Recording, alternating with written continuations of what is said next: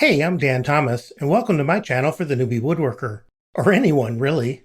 A lot of YouTubers don't use their blade guards, and I'm one of them. I can't speak for the others, but I haven't been using my blade guard because I can't use it with my crosscut sleds, and I use my sleds a lot. Obviously, I could remove the guard when I need to and put it back when I'm done. I admit it doesn't take that long, but I'm not a patient man, so I haven't been using it. But after I posted my recent video about touching my blade before it finished spinning down, and my stupid stop solution, I started getting questions about why I don't just use my blade guard. I still think the stupid stop is a valuable safety device for me, but the comments you guys left eventually started me thinking, which led to researching, and designing, obsessing, and eventually to succeeding. Woohoo!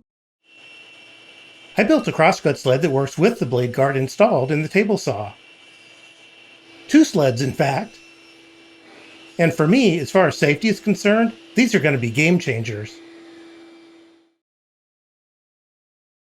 I'm calling this a half sled because it only goes on one side of the blade. I think Matthias Wandel's was the first half sled I ever saw, but I'm sure it's not a unique idea. I'm calling this one a full sled because, well, it's not a half sled. I made the half sled out of a piece of some 3/4 inch scrap plywood I had lying around, but you can make it out of 1/2 inch if you wanted to. It's 17 inches long and 13.5 inches wide, but those dimensions are arbitrary, so make it any size you want. Like Matthias's sled, it doesn't have a leading fence. The rear fence is 3 inches tall, and it has a notch cut out of it to let the blade guard pass through. I left 3/4 of an inch at the bottom of the fence so it could support the stock better. I added a block of melamine, although it could be any kind of wood, to support the sides of my blade guard as it goes by. Without it, the sides can drop down behind the fence, and I can't pull the sled back without messing with the guard. If you don't need this block, then you could put the fence all the way at the edge of the base if you want. I built the original prototype to go on this side of the blade, but I decided I'd rather have it go on this side so I can use the fence if I want to make multiple cuts of the same length. Obviously, if you do that, make sure you use a block of wood, like this, so that by the time the stock gets to the blade, it isn't in contact with the fence. Otherwise, there's a chance of kickback. If you have any experience building sleds, this is a no-brainer. If not, check out one of my videos on how to make sleds. Or if you'd like to see a build video, tell me in the comments below. Like I said, this isn't a build video, but I wanted to mention my favorite way to square the fence. It's quick, easy, and pretty close to foolproof. When you attach the runner, position it so a little of the base covers the blade slot. Once the runner's attached, cut off the overhanging part of the base. Now you can square the fence to the side you just cut, and it'll be square to the blade. This works best if you use a quality square, one that you know actually is square. If you don't have a square you can trust, I recommend this set I got from Amazon. Links are in the description below or on my website. When you're done, you'll end up with a fence that's just about as square as you can get it. No need for the 5-cut method or math or anything like that. By the way, a chamfer can get in the way of using a square to align the fence. So I add the chamfer after I align the fence. Just remove the fence, add the chamfer, and reattach the fence. Everything should still be square. Here's the full sled. The base is 1/2 inch Baltic birch plywood, although you could also use 3/4 inch if you wanted to.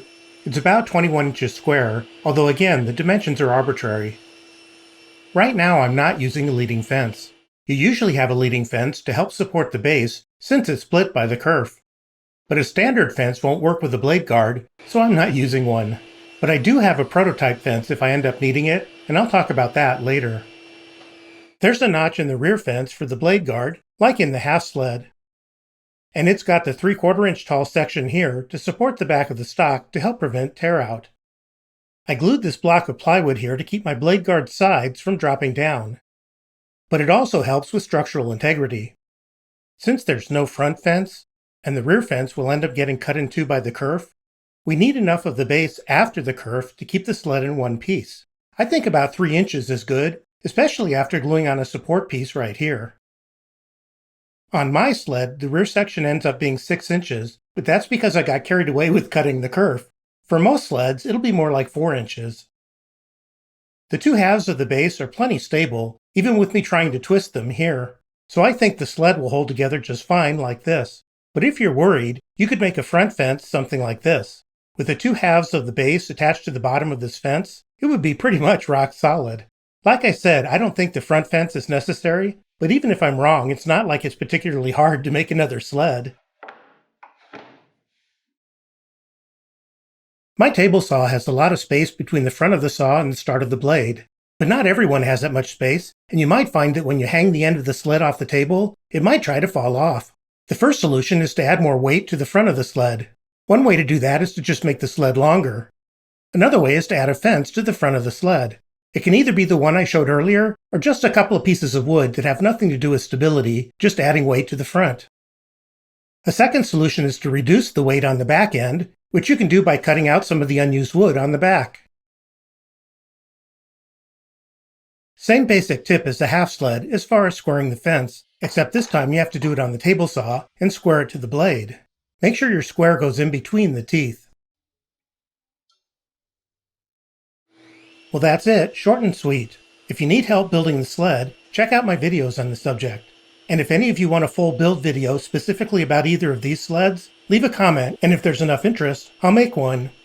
If you enjoyed this video, I'd appreciate it if you gave it a thumbs up. Subscribe if you haven't already, and click that bell to get notified of new releases. Thanks!